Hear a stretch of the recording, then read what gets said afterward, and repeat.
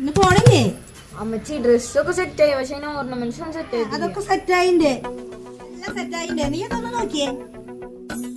അമ്മച്ചി ഇതൊക്കെ എപ്പോഴാ വാങ്ങിച്ചേ? നീ ഇൻസ്റ്റാഗ്രാം പേജ് നോക്കിയേ, അടിപൊളി കളക്ഷനാ.